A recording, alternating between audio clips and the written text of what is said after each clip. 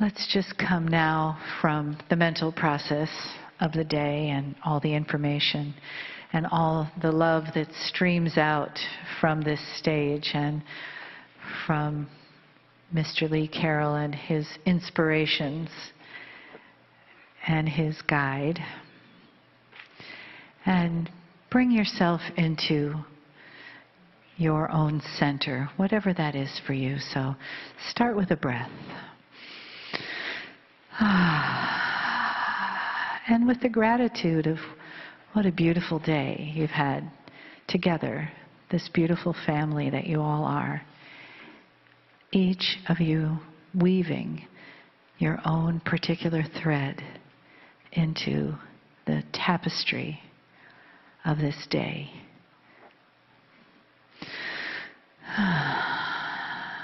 Each bringing a resonance.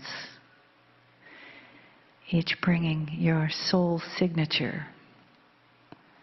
Each of you bringing those pieces and parts of yourself that contribute to the delicious soup of humanity that we are here today. Each different resonance, each different thread, woven with light and love and sacredness and oneness for the whole that we make when we're together.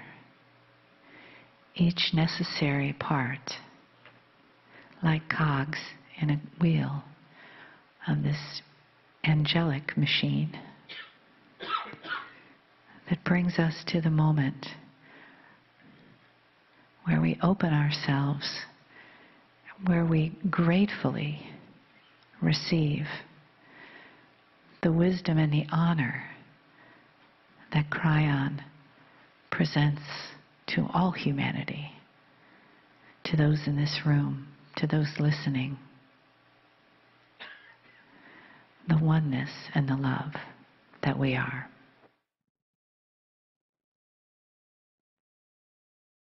Greetings, dear ones. I'm Kryon of Magnetic Service. We wanted to pause a moment for the entourage to come in, and for those who are sensitive here to feel it.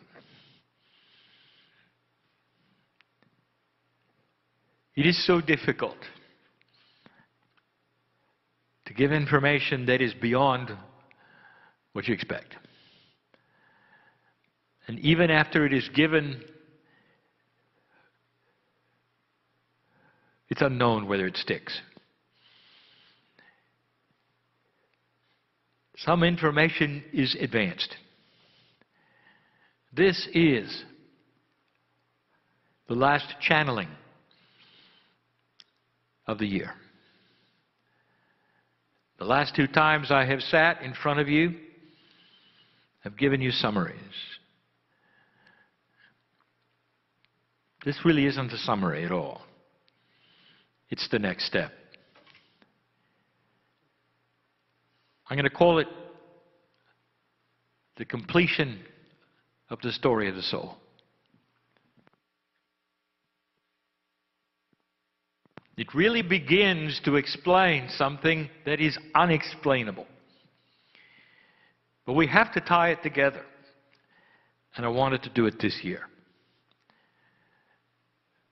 The next 3 years we have described to you as the years of completion. 3 years, a catalytic number in numerological terms to describe a 9. 2, 3, 4 represents the 2nd, 3rd, and 4th year of this new energy. 2015, 2016, 2017, added together, all of those numbers create a 9 as well. Something will be completed in those next 3 years that is esoteric, and I'm going to start the process tonight by letting you in on a little bit of information a little more advanced than I have before. Dear ones, this is difficult. The difficulty is mostly with my partner. He's a translator. As many years as he has been doing this, if I give him information that is beyond his comprehension, he is not able to translate it. His comprehension is much like yours. And so we fall back on metaphors. We fall back on the things that we know are within the comprehension of him. And the rest, the entourage paints for you in the room. The third language must play a big part of this. The third language represents an intuitive language that is literally being broadcast with my voice to anyone who wishes to listen. Loving, informative, benevolent information that goes beyond the spoken word, available to listeners as long as there are listeners. I want to start with an example of what we're trying to do. I want to tell you about the soul.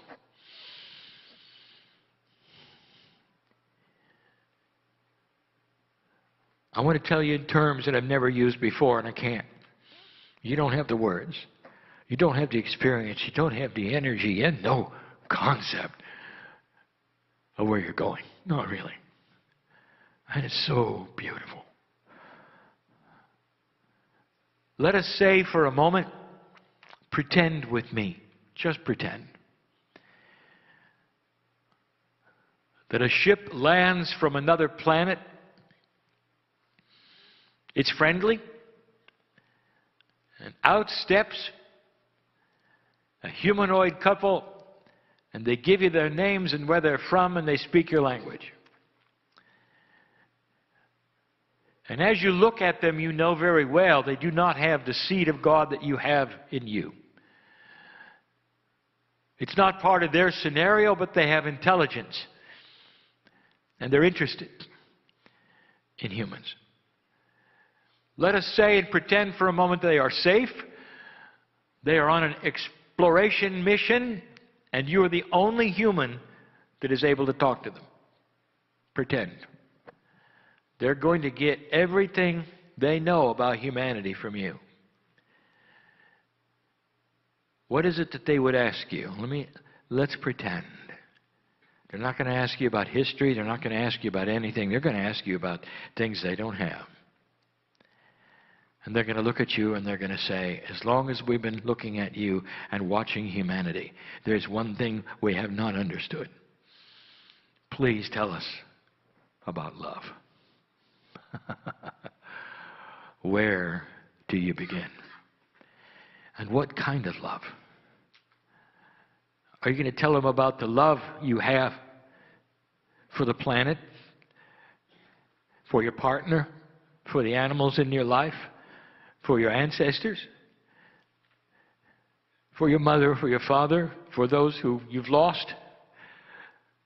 And how would you begin? How many kinds of love are there? What are the differences?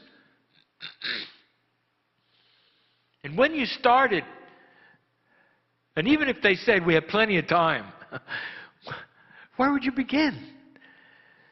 And when you did begin, how would you describe the emotional field of love? You could say whatever you wanted to say, and they could understand the language, but you and I know that love is more than language. When you fall in love, there is a thickness of spirit. There is something palatable. You look into the eyes of your newborn. That's not just emotion. There's communication. Love has a field around it that's beautiful. It vibrates.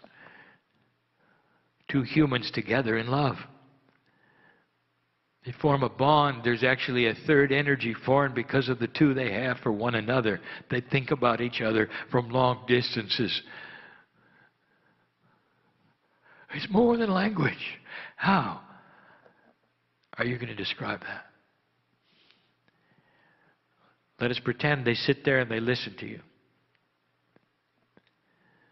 As long as you want to talk, they're taking notes. When it's time to go, they thank you, shake your hand, and they mean it. Their research is done and they fly away. You can just imagine what they're saying to each other. They're not any closer to knowing about love than they were before. Because everything you've said is not discernible. Because they don't have it. This is the puzzle tonight. And all we have is what you can absorb. So we go to the third language and we want you to see what we're talking about. We want you to understand as much as you can. Let us review what we have said about the human soul. The soul is not part of that which is corporeal. And yet it resides in you at a corporeal level. But it's not. It's not chemistry. It's not synapse. It's not intuition. It's not any of the things you studied. It is something you can't understand. It's a piece of the Creator. The creative source which created all that is, long ago, created a beautiful, benevolent system, and it needed a universe to accomplish it, and galaxies, and planets, and life. And all of those were put together and accomplished correctly, properly, and not accidentally. The creative source that built the planets around you, the galaxy that you circle, is inside you. And it hides. It hides because it's part of the test on the planet for you to discover with free choice if it's there. To make it hide even more, there's only a certain percentage of it you can handle, so you're not aware of it. You're not aware of its grandness or what it is actually, but you are aware of it intuitively. Humanity knows God. As far back as you can look at your history, human, you came onto the planet and you looked for the Creator. Because it's inside. And then it happened. The Pleiadians came. Now, I'll tell you about them in a way I've never, ever told you. The human soul permeates everything about you. It is not locatable. It is pure, multidimensional energy that is sacred and beyond anything you can ever measure. It's not in a scale that you have ever seen. You don't have a word for it. You don't have colors for it. It's too far above any sense that any human will ever have to identify. And it loves you because you're family.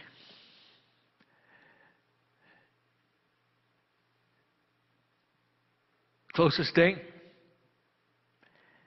is love. And that's what you feel. You can't explain that. You can't explain your soul. You can't explain the Creator. But you know it's there. It has no gender. It's generic and beautiful and filled with splendor. And it's inside everyone. Dear one, it's inside me. I am not a human.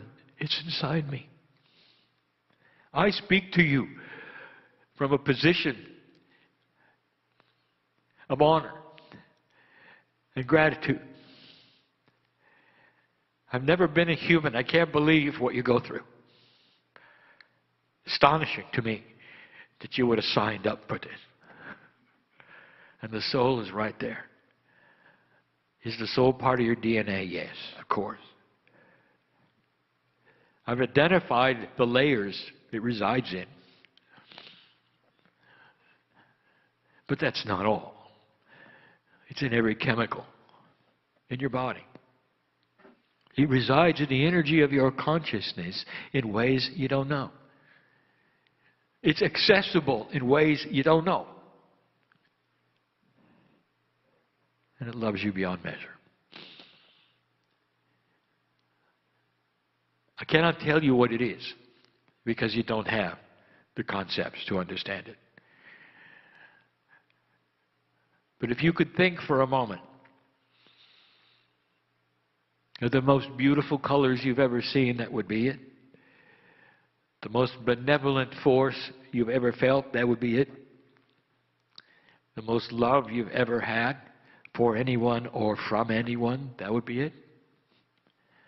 It surpasses anything you've ever experienced on the planet, that'd be it.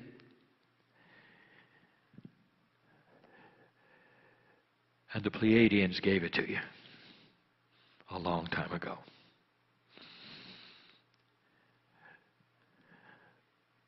I want to tell you about them. After I tell you about you.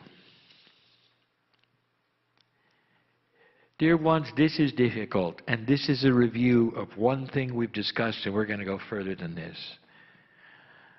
The things I give you today will sound outlandish, beyond weird and strange to many. We're prepared for that. But many of you have to know it. I'm talking to old souls, both listeners and in person. Not all, but most. Most. I want to tell you who you are. If I haven't given you this information before in this way, you need to hear it now. When humanity was ready to be seeded by the Pleiadians, you simply were part of the animals on the planet, designed to be at the evolutionary stage you were. You were way beyond that with cavemen. You were ready. You look like you do now. You act like you do now. And you were ready. And it wasn't that long ago. You want to paint a picture of 200,000 years? And 100,000 of them were just getting it so you only had one kind of human instead of 14 or 15, like all the other animals. Now here's the question. When it was time to build Lemuria, and the seeding took place as it did, who do you think was here to receive the seeds? Just regular humans that have come up through the evolutionary process? Just another animal? And the answer is no. It was you. And you came from the Pleiades. I want to tell you something. When it comes to reincarnation, it's not limited to this planet. You were aware of that, were you not? You have to come from somewhere. When you have an exponential growth of humanity, where do you think the pool comes from? Other places. Life does not then emerge from nowhere. What if I told you there's a set amount of entities and soul groups that incarnate? And it's been happening for millions of years, other places, long before 200,000 years ago. You came from the Pleiadians.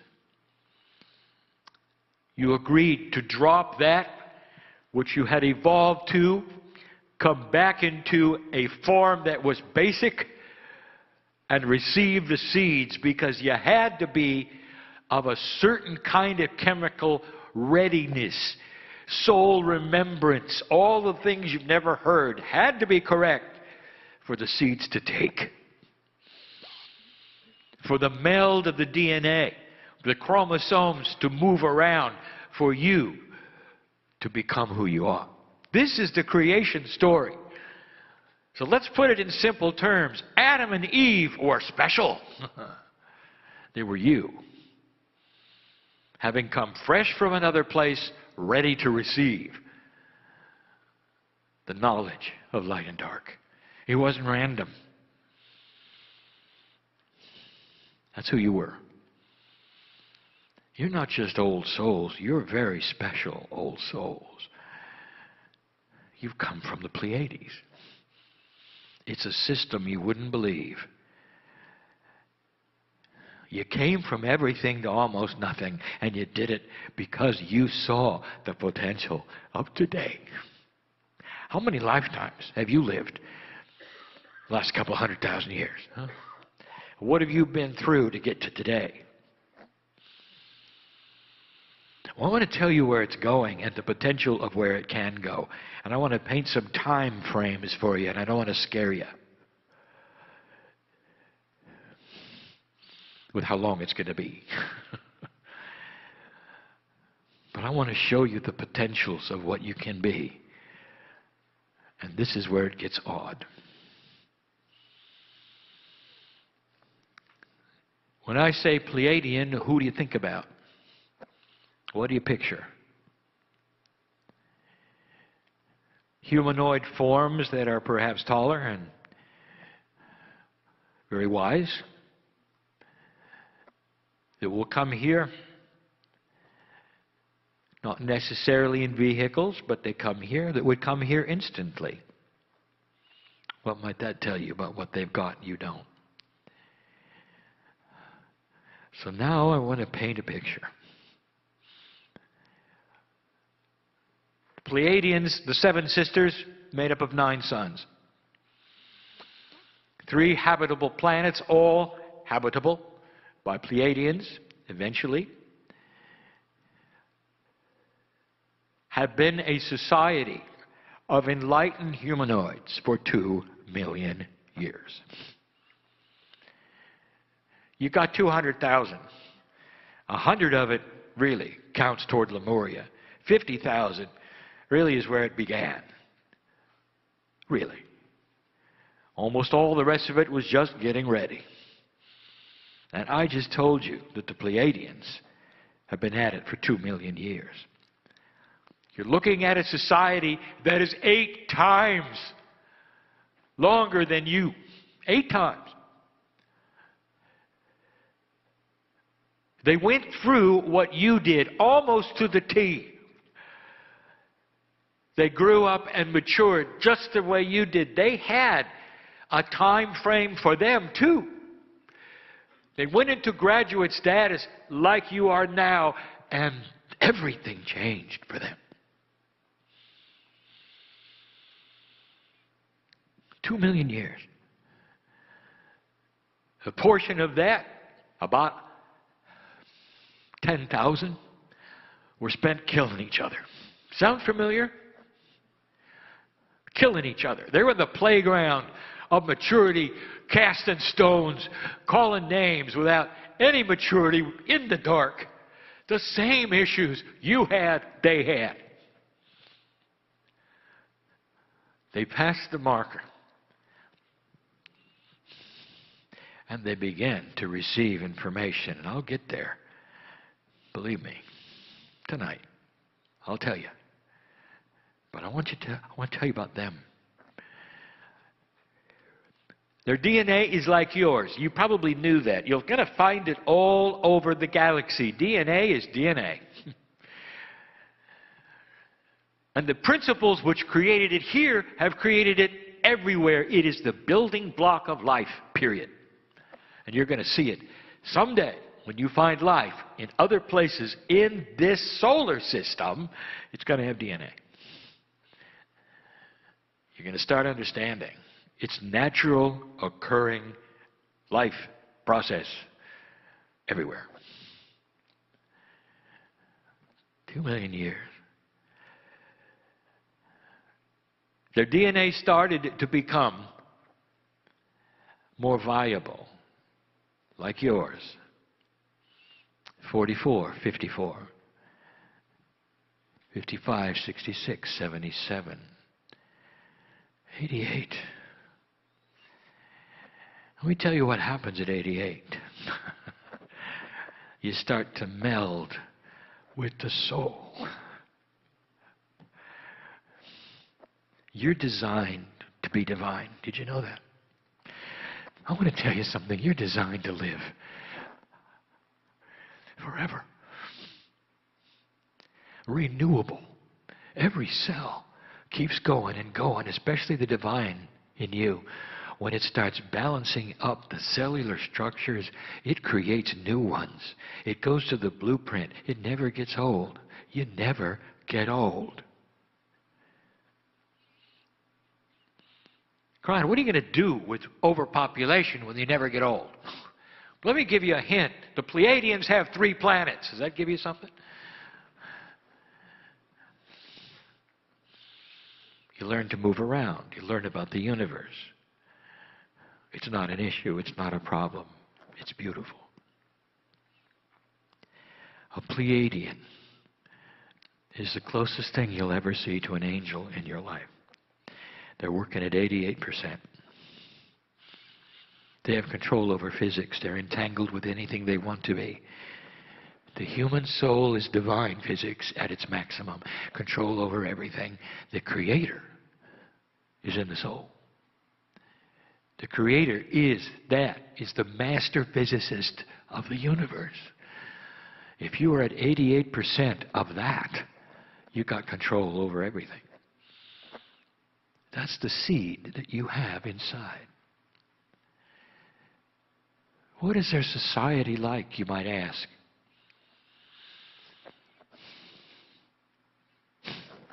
There is no society. They're way past that. There is only the togetherness of love. Closest thing to an angel you'll ever see. 88% of the creative source over 2 million years. The Pleiadians were seeded by others. We've talked about Orion and Arcturus. They become your grandparents. There's one before those you've never even heard of. They took 1 million years or more. You do understand, do you not? In a planet that's over 4 billion years old, you're the new kid on the block here. You're really new. Imagine what was going on in your galaxy. Do you know how long 1 billion years is? Imagine what went on. This is the only planet of free choice in the galaxy at this moment. Dear ones, you're it. And you just passed a marker, and all the life in this galaxy that has divine DNA knows about you. The signal was sent. I want to tell you what that does. That brings celebration, hope, visitors, and help. The system begins. All of this talk about soul, and here's why. I want to tell you about the system. My partner has spent the day talking to you about evolution. Spiritual evolution within the cellular structure of your body creates a symbiotic relationship with your DNA, your Akash, intuition, all of these things, and he never really talked about the soul because we haven't given him this yet. The system of spiritual evolution comes through the soul, period. Doesn't come through the pineal. The pineal senses the higher self. Intuition senses the higher self, but the soul is the one who delivers the information. The soul is connected to the grids. Your human soul is the catalyst, and always was, for the graduation energy that you are now ready to receive. It does not come in through the human portion. It cannot. The time capsules that are opening, that the Pleiadians have armed, if I may use the word, armed, literally ready to go off in your direction to give you information, is going to go to the soul part of you. And the soul part of you is only engageable as you approach 44.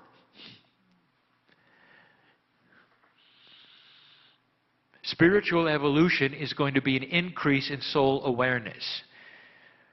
Now, here's something we've never talked about that you are starting to feel. We're going to call it this. We're going to call it soul remembrance. Your Akash is only from Earth. Let me tell you something about that. We gave you information a long time ago what happens to your Akashic remembrance when you pass over the veil. It stays here. It's in the cave of creation, in a crystalline substance, you might say, that remembers everything. It's like you have your own crystal and it stays on the planet, and when your soul comes back, it picks up the information, puts it in your DNA, and off you go. It stays here. So let me ask you, why are some of you remembering who you were on another planet? I know who's here, you see? Some of you are remembering, Pleiadians. Some of you are remembering that you went through this before. It's giving you hope because you know where it went. You got to see 88%. And that's why you're here, because the chance of that happening here, you're not going to miss it. Who knows how long it's going to take? It doesn't matter because you're going to be here the whole time.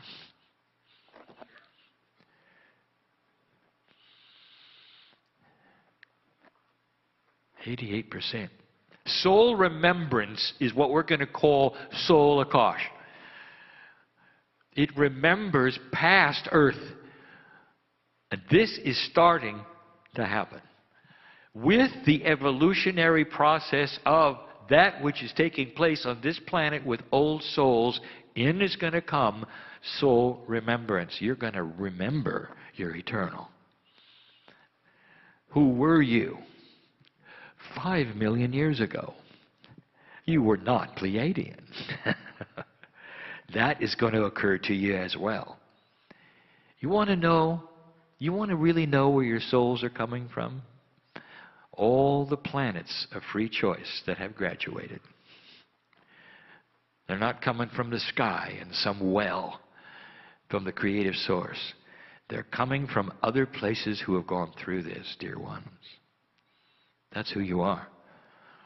But the ones in the room and the ones listening, you wouldn't be here and you wouldn't be listening unless you had a certain attribute of soul remembrance that is already at work. Not what you've done on the planet, but what you did in the Pleiadians. In the Seven Sisters, you went through this. You graduated, and you spent a long time going that direction, closer and closer to the divine source. It's so attractive, dear ones, to come to a place where you're one with God. You've been there. You've done that. And you were the first on the planet to receive the seed. And now you awaken and you remember a little of what it was like, just a little.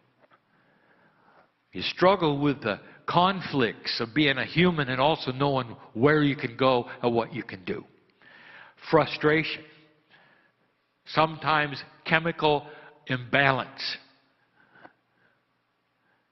In the last 2 years, many have died.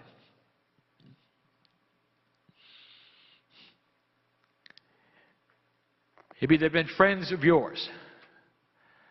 You weren't ready for it. Maybe they've been partners. I want to tell you something if you haven't heard it before. They're back. They can't stay away that long. They had to leave then in order to pave the way for your return, dear one, because of what happened in 2012. Scheduled to leave early to pave the way for you coming back. There is a system here which is beyond benevolence. There is a system here which reeks with the greatest love of the creative source you can imagine. Dripping with it. Waiting for you to become one with God. The room is filled with pictures of holy men and women. Many of them on other continents who have found the connection that brings them to a wholeness where they can keep themselves alive for a long time, be one with the planet, meld in consciousness with nature and all that is. In an older energy, this was always possible, but it took discipline and it changed their lives forever. Some of them could not eat the things they used to eat. Many of them became celibate. All of these things in order to create this precious energy that for a moment would give them the solace of feeling the Creator. And I want to tell you, dear ones, they were the forerunners for what's coming. This is your future. With free choice, you can turn it around if you wish, but you're not going to. You can go slow if you wish, but you're not going to. And I know this because of what has happened in the past. You see, peace is addictive. Love is addictive. Benevolence of spirit and compassion is addictive. You know how I know? Let's talk about the Master that the season is about today. Perhaps you saw pictures of the Christ, and you saw the animals gathered at his feet. That was accurate. The animals saw the 88 to 90% in him, and they were attracted to it. It's addictive, you see.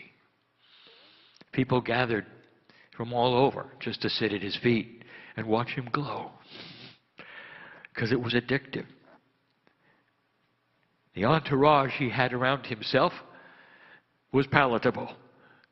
And you could feel it in the arms of God. And you sat in front of him and all was well with you for those moments. And if you spent a little too long, he might feed you while you were there. And all of that was real. It's a celebration, is it not, for an addictive energy of love, of compassion. And that is where you're going.